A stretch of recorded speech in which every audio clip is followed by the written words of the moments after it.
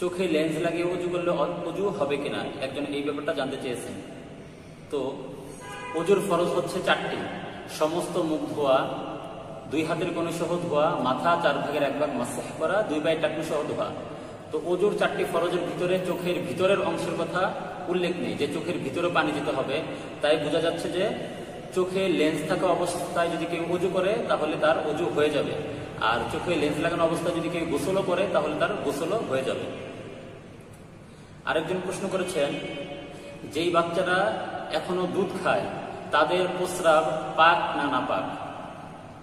দেখেন, বাচ্চা 1 দিন বয়স হোক বা 2 দিন বয়স হোক, বাচ্চারা দুধ খাক বা খাবার খাক, সকল বাচ্চাদের প্রস্রাবে নাপাক। তো কোনো বাচ্চা যদি কারো কোলে প্রস্রাব করে দেয় তাহলে তার জন্য করণীয় হচ্ছে কাপড়ের যে অংশে বা শরীরের যে অংশে প্রস্রাব লেগেছে কাপড়ের ওই অংশটাকে ধুয়ে পবিত্র করে ফেলা, বা শরীরের ওই অংশটাকে ধুয়ে পবিত্র করে ফেলা। কিন্তু মনে রাখতে হবে সকল বাচ্চাদের প্রস্রাবে নাপাক।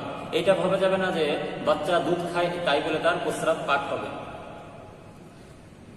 আরেকজন প্রশ্ন করেছেন, সেজদায় গিয়ে যদি 2 পায়ের আঙ্গুল মাটি থেকে উঠে যায় তাহলে নামাজ হবে কিনা।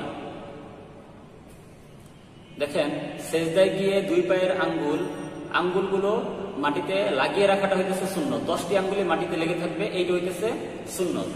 আর কারো যদি 3টি বা 2টি এরকম আঙ্গুলে লেগে থাকে তাহলেও তার ওই সুন্নত আদায় হয়ে যাবে। কিন্তু 1টি আঙ্গুলও যদি 2 পায়ের 1 আঙ্গুলও যদি তার মাটিতে না লেগে থাকে তাহলে তার নামাজটা মাকরুহে তাহরিমি হয়ে যাবে।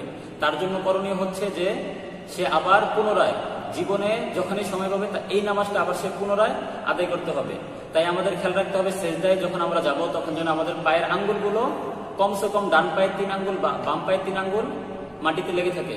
উত্তম হচ্ছে 10 আঙ্গুলে মাটিতে লাগিয়ে রাখা, আর কমসে কম যেন 3 আঙ্গুল করে মাটিতে লেগে থাকে, এই বিষয়টা খেয়াল করা।